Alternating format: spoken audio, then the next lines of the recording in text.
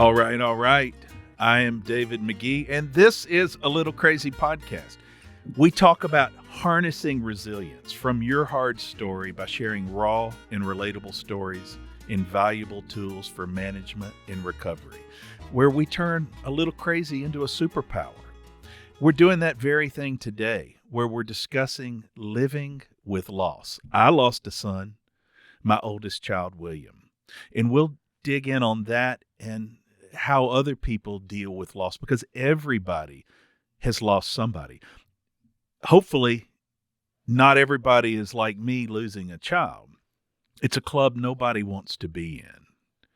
But, we have found so much joy after the fact.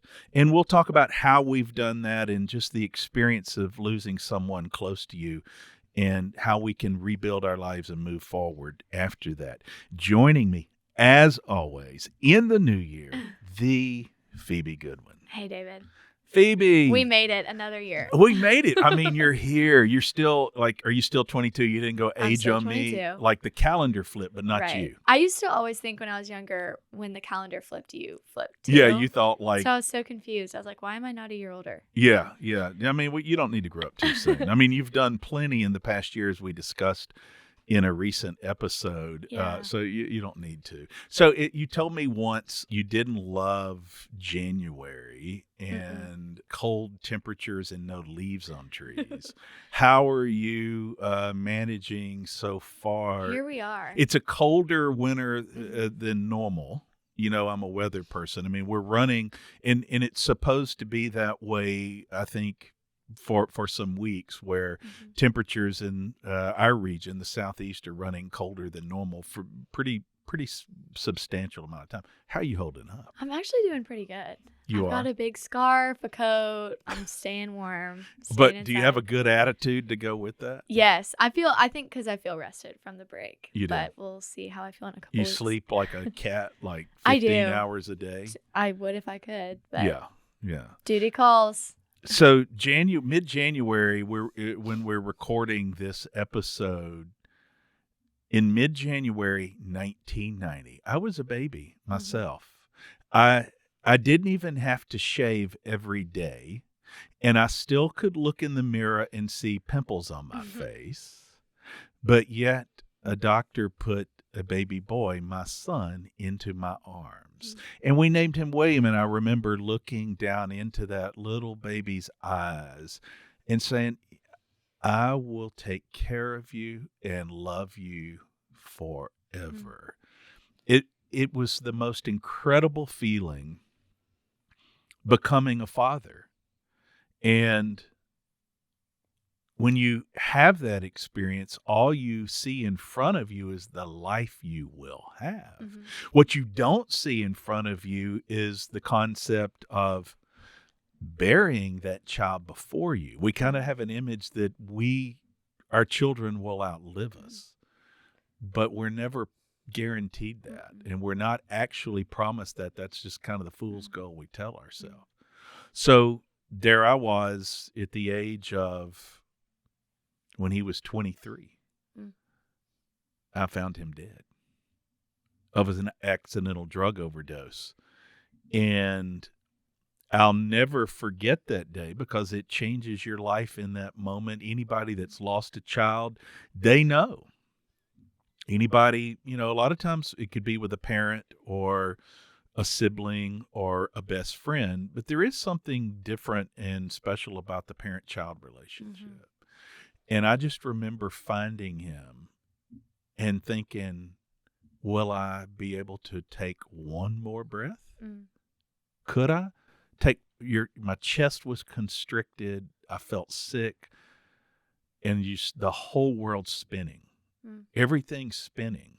But yet people are still going to get coffee and people are still over at the pizza shop on the corner. I found him in Nashville and he was near the Gulch, and there was, the world's still moving. Yeah. But my heart's barely beating, And you're just waiting to wake up from the journey. You just think, like, is this real? Right. Is it real? And loss feels so heavy, you think you'll never be happy again. You'll never be able to overcome it. Because I was sitting there and I had to call the police to come check it out. I got to his apartment. He's not coming to the door. And I'm like, oh. A police officer gets there. They're going to break the door down. And he says, he calls me over to the side. He said, okay, we're getting the door open, but I want you to think hard about something for me. I want you to think about not going in there. And I said, I have to go in and see my son. He said, no, I think you'll have that. I'm afraid you'll have that image with you for the rest of your life. Mm. And if you don't go in, if you let me come out and tell you, then you will have images of goodness of a lifetime with your son instead of remembering him that way. And I took that advice, and it was the hardest thing I could imagine because I needed to get in there with my son, but he was gone. Mm-hmm. And the officer comes out and tells me, and there's this wall separating me from the body of my son, and I didn't go.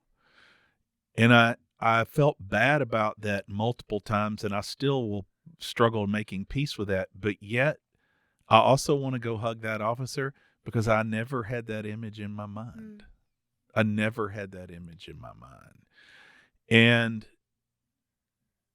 what you do is you take one more breath, and your heart takes another beat and another. And then before long, I look back all these years later. So this week is his birthday coming up. And all those years since I held that little boy, we're happy. I'm happy. I miss him so much. And I think learning to live with loss. Here's the thing, Phoebe. We kind of tell ourselves a fool's gold story that we're happy when we have the things we want. Mm-hmm. We want people, we want money, we want houses, we want jobs, we want these things. Truth of the matter is, you learn one provocative lesson in great loss. I think where really can only find true joy related to how we manage our greatest loss. Because I've known so many friends and so many people that it's paralyzed them. I have friends that have lost children and they're never the same. Never. And they ask me how we've done it. And a lot of it is a very determined process. I remember my wife said, we will speak his name. Always. We will always speak his name. And that seems small. That seems so small. But what happens is it's so uncomfortable for people that it's easier to say, hey, where are you going for the holidays? What are you guys doing lately? Instead of, I know you miss William. And William, he was such a good young man. And so whenever opportunity came, we would just speak it and speak of him, not in losing him, but speak of who he was, which was this precious young man. And that changed everything. Have you experienced any loss in your young years? Yeah. I mean, I think loss, like you've said, looks a lot of different ways. And a lot of different ways. Wildfires burning in California. People lose a house and you think, okay, well, it's a house, but it feels like something just... their family, so much was taken from them. Or like a storefront, or I feel like I've seen so many interviews about that. And I think that's put loss in a completely different perspective of loss can be a place. But I've lost my two grandparents that were very dear to us. And I lost them at a pretty young age. And I think kind of what you were saying. Like 6, 7 years old? Or I was in 5th grade. Okay. And then 8th grade. That's young. Yeah. So like 10 and 13. And that was, I mean, I think the biggest thing about loss, like what you're saying, is it's always kind of like how does the world keep moving? And how am I going to continue? And even though it wasn't a child or a dear friend, I think I can understand that in a way where everything stops. And I think you come to terms with how close death really is. Oh, I think we think it hides in a closet, locked and, with the curtains drawn. it's But just it's right at our there. doorstep so many times. A few weeks ago, I was with one of my nieces, and she was driving in front of me. We were going somewhere, and it's one not the one the best, but one well. And she was driving in front of me, and she pulled it. It was just dark, and she pulled onto a 4-lane highway, and this car was going very fast and swerved, and it was maybe, a few millimeters away from being a devastating accident.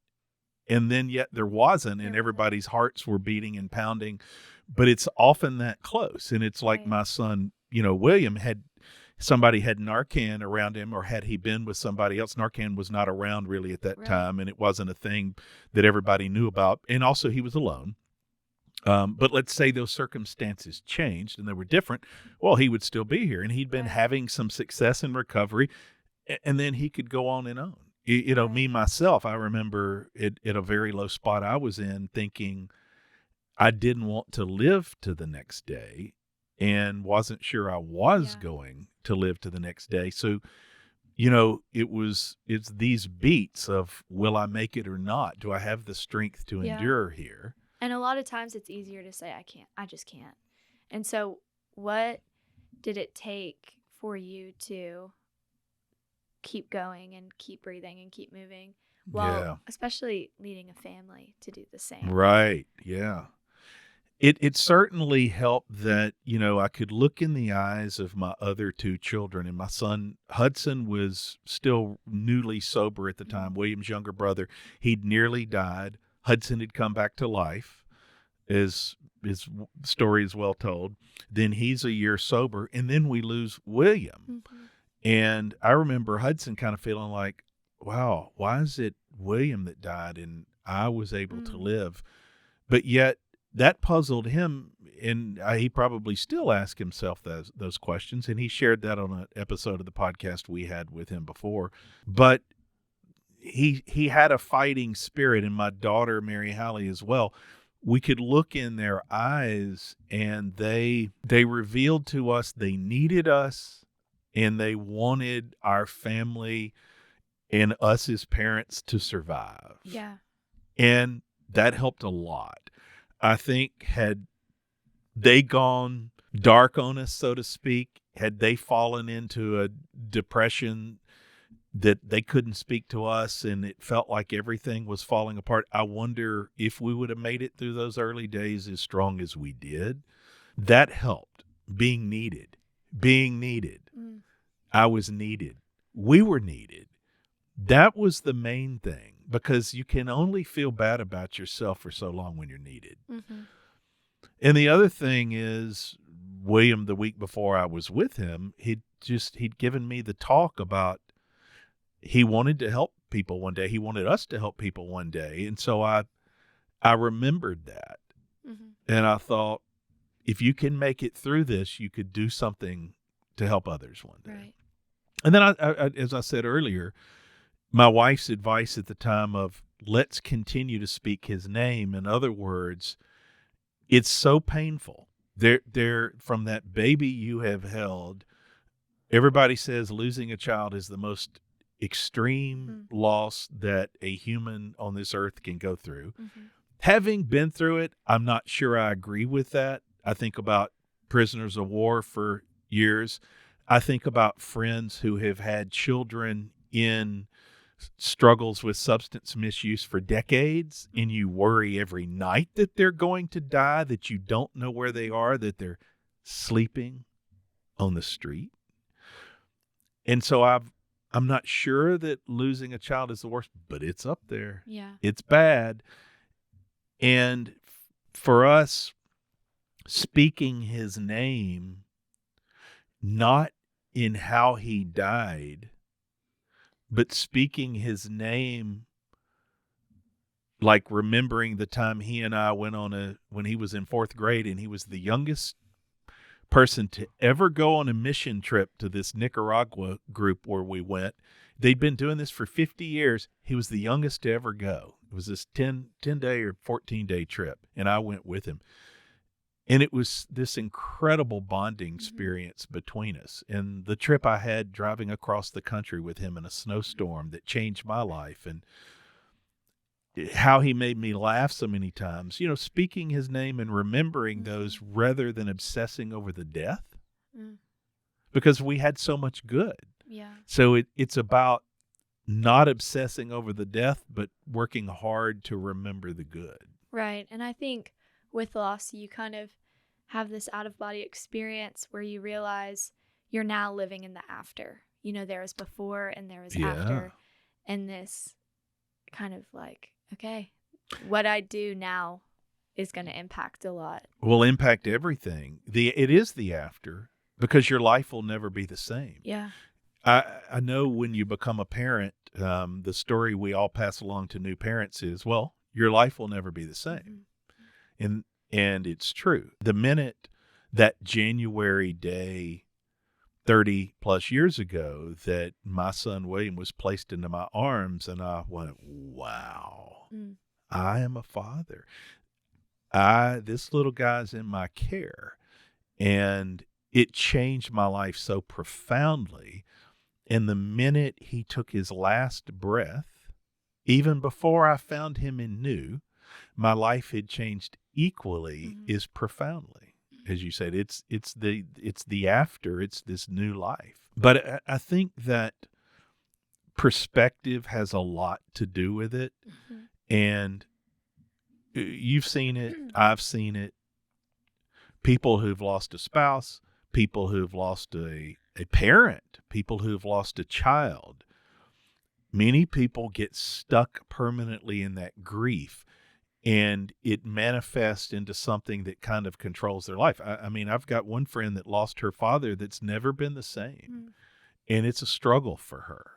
And I remember her explaining one time, she didn't even know that she was as close to her father as she was, but it's how his loss impacted the equilibrium of their family that she mourned. Her family was never the same. Her mother wasn't the same. The relationships with her siblings wasn't the same. The family business wasn't the same. How they functioned on trips wasn't the same. And so loss can be so disturbing. Yes. So and it's disturbing. Always unexpected, because I think you see it happen to other people and you never think it's really going to happen to you. There's this sort of pride in our lives where we're like, oh, well, that would never happen to our family. Even when people have a loved one that they're watching struggle with something like cancer, often you'll see sometimes that they're sort of shocked when they finally pass, because the human spirit is so hopeful. The human spirit wants to fight so much that you're never just letting them go. It can be difficult, so it feels like a shock. But even loss of I remember, so 2 jobs in particular. I've had 2 jobs where I thought, I really love this, and some magic has happened, and it's been an important part of my life. However, I am leaving. Right. And I left, and yet still to this day, I have feelings of loss about those jobs. Both of them, I wish, in some ways, many times over the years, I had back. That's loss. I missed the people I worked with. I missed the contribution to that magic I could make, except I wanted out. I wanted out of there. And leaving was the right thing. It was the right thing. It was time to go, but I probably will mourn and miss aspects of that. In particular, people that I got to work from and learn from, and hopefully, them learn from me.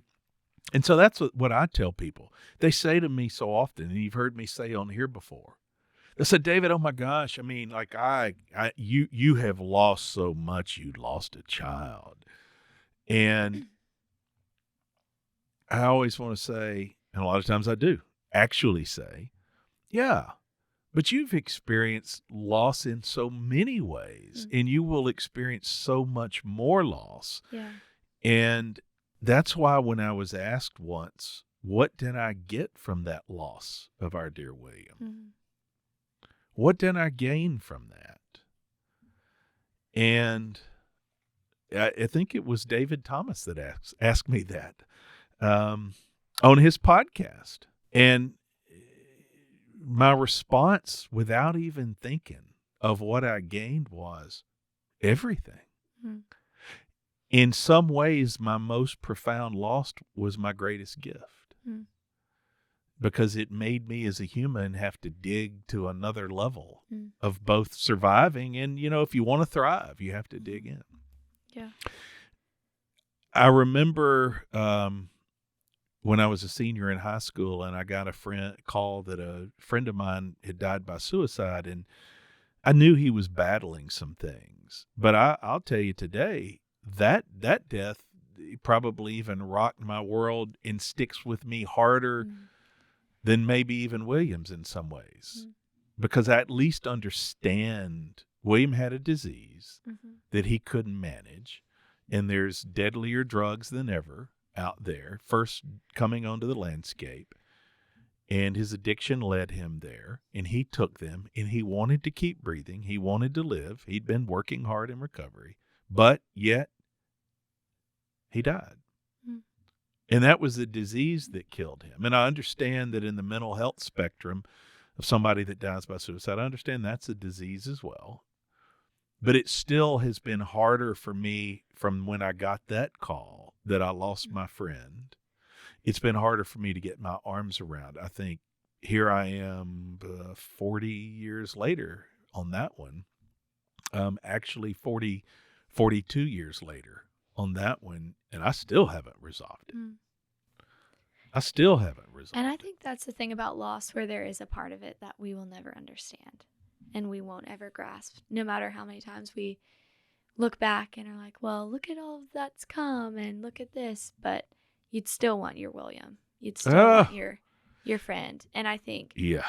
I'd cut off both of my arms, both of my legs, and it's not even a joke. Yeah. I would saw them off myself to get him back, probably for one more conversation, for one more time for him to make me laugh. And I think a lot of times people kind of try to put a Band-Aid on a bullet hole of like, I think the thing that was most frustrating for me when I lost my sweet grandmother was just give it time. Just give it time. And I was young. I was 10, and I was like, I can't even think past dinner. Yes. Like, how am I supposed to think about, this is a strange question, but I remember I had a grandparent die. I was adopted. It was a little different. I didn't particularly even like one of my grandmothers, and she definitely did not like me. So I did not cry when she died. But when somebody dies at a young age, sometimes you can feel such depth of loss and strangeness about death that it's kind of hard to cry. Were you tearful? Yes, you were? I was, and I'm quick to cry. And I think she had... You haven't cried on this podcast I haven't. yet. Yeah, I've cried probably 5 or 6 times. The day is probably coming. What will it take? I don't know. We've gone through a lot, so I hope not much more. Seriously, if you haven't cried, Phoebe, if you hadn't shed those tears yet, I don't know if you'll I don't know if I will. But you tell me once you cry when you're scared. I do cry when I'm scared. And I think there's so much fear when you encounter death. Yeah. And so you cried when your grandmother died. I cried when my grandmother died, and I think you don't really think about the future that much when you're young, but then I started thinking about all the things she wouldn't be at and she wouldn't see.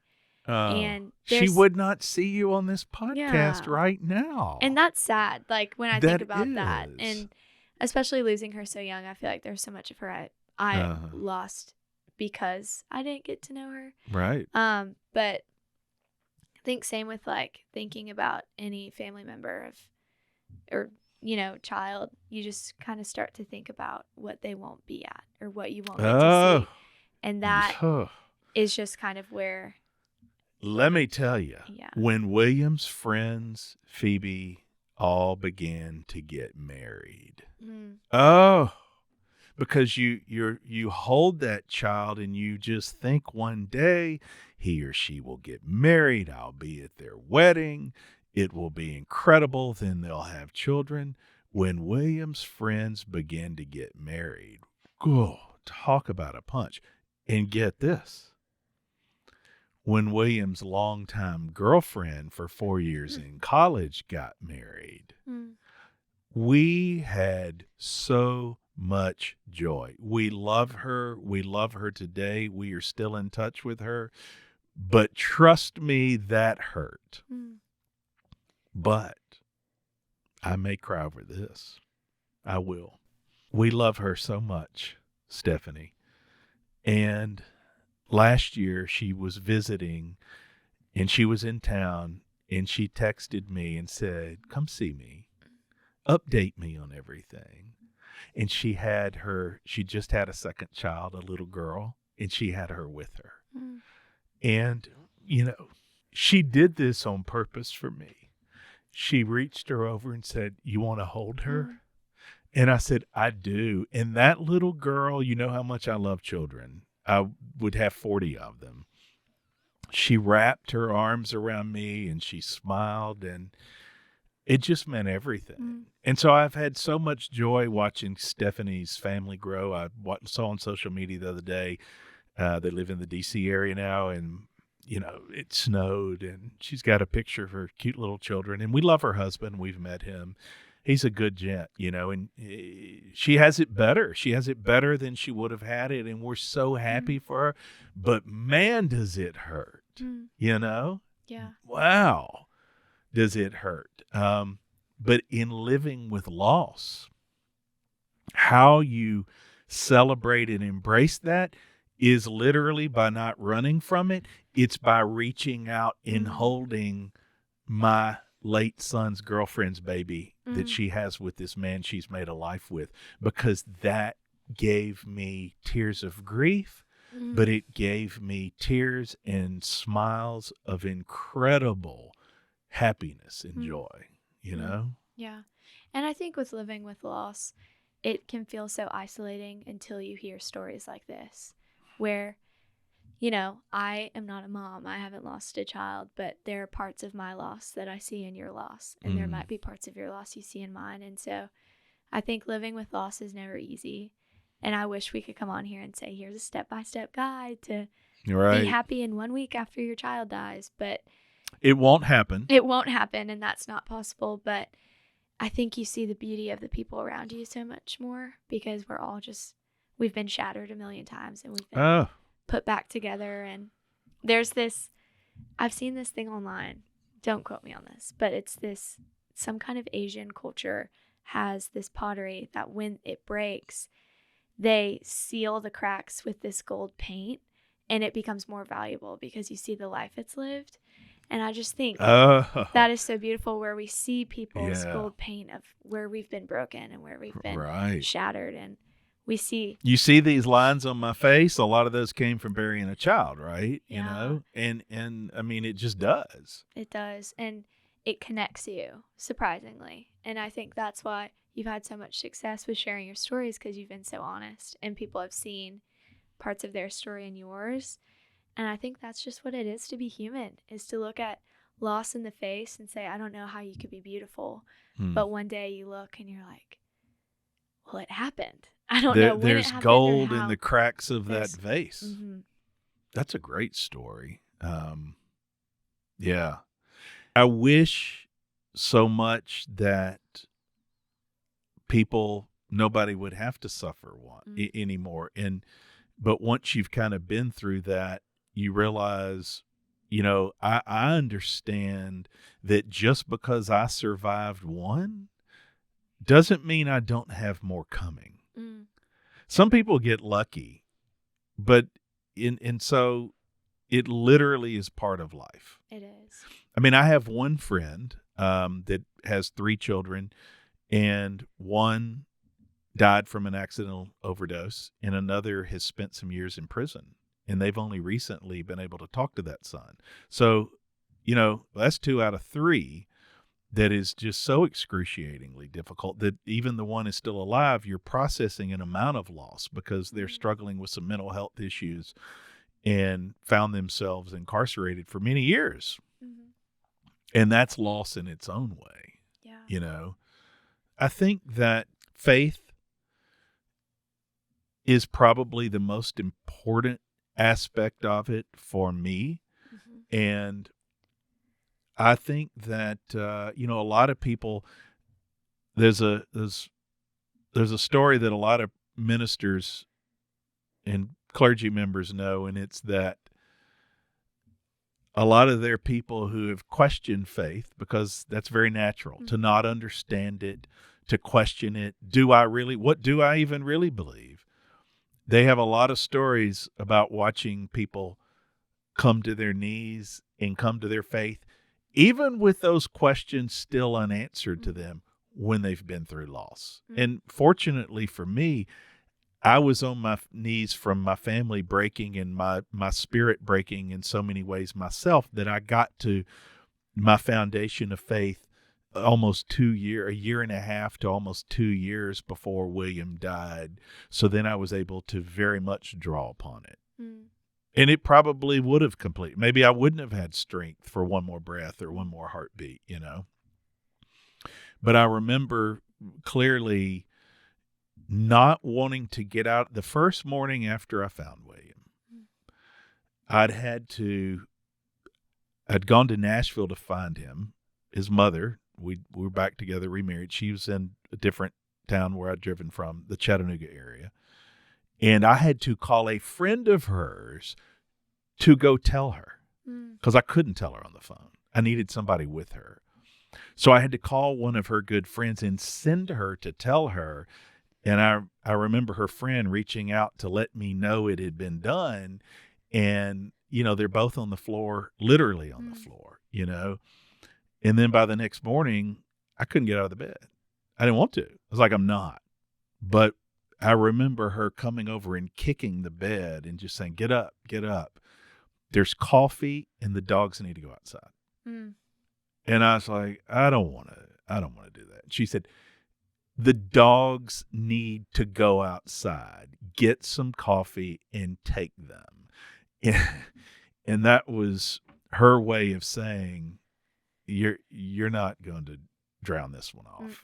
You're not just going to sit here and slumber in your tears. You're just going to you can cry. You can cry all the way down, walking those dogs out, which I did. But it wasn't going to be okay to not move. So moving, the first step, taking that first step is awfully important.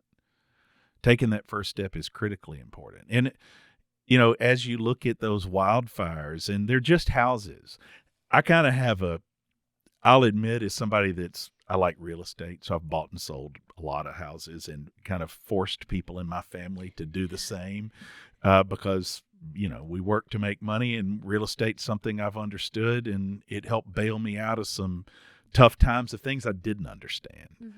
And I always give a speech of, it's just a house. It's the people and the relationships inside a house that are the thing. And I've given that speech so many times, but I think it's different when you make peace with selling a house on your own time and terms. Yeah. Having it taken from you in a fire is a lot different, because I've watched those images of people losing their house, and just because somebody's rich and something's worth millions of dollars doesn't mean, and not that all of the houses that burned in the fires and have been taken are of that value, but a lot of them are. But that doesn't change anything. Loss is loss is loss. And those people will have to learn to live with loss in the same way. And I think a lot of them, those that meet it as a crossroads that breaks them, and they, it will be hard. Those that are able to get out of the bed and keep themselves moving and process the loss and process, where do I go from here, will be able to walk more strongly Yeah. from that. And you look around and it's neighborhoods, What? Entire neighborhoods. And so you look around and you say, what I lost is what you lost is what I lost, And so right. I've seen so many people. It's beautiful to see when tragedy strikes, people gather, When tragedy strikes, people gather. On that, I think this is a good story to end on. My favorite, Phoebe, about living with loss and making peace. And it's the happiest story I know in so many ways. Is some friends of mine, we talked about it a little bit when we had my sister Ruthie Lindsay on. But one of my most beautiful stories about living with loss involves some friends who had a daughter who was killed by a drunk driver. And it happened right here in our community in Oxford, Mississippi. And that young lady was either on her way or on her way home from a church youth meeting in college, an RUF meeting, hit by a drunk driver, killed. The drunk driver is arrested, is headed to many, many, many years in prison. And here's her parents trying to make sense of loss, trying to figure out how do they live with loss. And her parents write letters to the courts. Her parents say, give full forgiveness to the man who killed their daughter as a drunk driver. And he's freed.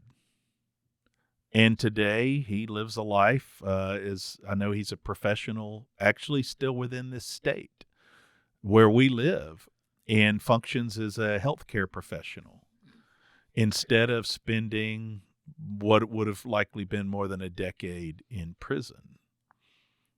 And it's so incredible that her parents were able to do that, but it helped give them peace by forgiving. And I remember asking them once, well, how did you do that? And I said, well, I'm a person of faith and forgiveness is real. How can I say it if I don't believe it? And so they said it, and they freed that man. And I think in many respects it freed them. So they, have had a beautiful story of living with loss. And I love how they talk about their daughter they lost, and they can talk about her a lot the same way we talk about William. And it has not, I remember him saying, we miss her a lot like you miss your William, but we've also found a lot of joy. We found a lot of joy. And that's the thing. Living with loss in its own way can be magical, but it's very difficult. And so for our family, I thought my family was made in so many ways when I held my first child in my arms. The truth of the matter is, a lot happened in our family the moment I found him dead. A lot happened in our family that brought particularly our children closer to us. And that's profound. Yeah. Do I mean to sound like there's some kind of sacrificial thing? No. Don't get me wrong. As I said, I would cut my own arms and legs off, truly, to see my William again and have him back. But it's just the beautiful story that you can have a whole lot of good come from loss. And what we got was so powerful. And what I got was so powerful. And, our children have been able to say the same thing. That they leave you, but that doesn't mean they're not with you. And it doesn't mean they don't leave something with you. Thanks for joining us. Hey, look, it's been a hard topic. You handled that well. Thanks. You didn't cry. I didn't cry. I almost did. You almost did. You almost cried. One day, I'm not even going to try though. But one day we do need to see some tears come. I've done it probably 5 times, including today. I guess that was 6. But that's a hard topic. But there's that old saying that life is not just about living. Death is a part of it. Mm-hmm. And it's Definitely. It's why we have faith. It's one of the hardest things that we do. But ironically, I'm not ashamed to talk about it because we have suffered great loss. And through that, we have also found great joy. Mm-hmm. And so I'm not going to ever be ashamed to talk about it. And I think the more we can talk about it, the more other people can not be afraid to shed their tears, mm-hmm. and not be afraid to claim joy. Eventually, it doesn't come soon. Eventually, after it. Check us out on social media or sign up for our newsletter. It's alittlecrazy.com. We get sign-ups all the time. People listen to the podcast, they sign up, and we do appreciate that because that's how we tell you about new podcast episodes and other things going on. And it's how we tell you about how to harness resilience from your hard story. Come back and see us next time.